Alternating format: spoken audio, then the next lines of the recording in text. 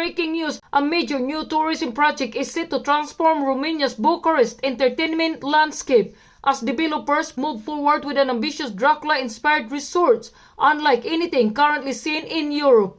The project known as Dracula Land was officially unveiled early this month, December 2025, and is backed by a private investment estimated at £750 million.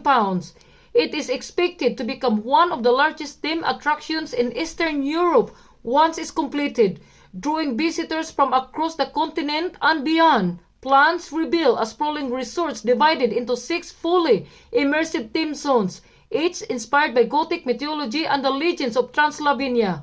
Visitors can expect towering castle structures, atmospheric dark rides, and high adrenaline roller coasters designed to bring centuries-old folklore to life through modern technology. In total, the park is set to feature more than 40 attractions, blending horror-themed entertainment with family-friendly experiences.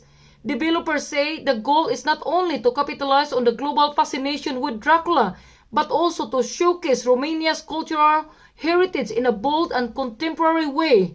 Beyond rides and attractions, the resort is expected to include hotels, dining venues, and live performances, turning Dracula Land into a year-round destination rather than a single-day theme park experience. Officials believe the project could significantly boost tourism, create thousands of jobs, and position Bucharest as a new hub for large-scale entertainment developments in Europe. Constructions, timelines, and opening dates have yet to be confirmed, but anticipation is already building as Romania prepares to turn one of its most famous legends into a global attraction. This is GSM International News. As always, stay safe,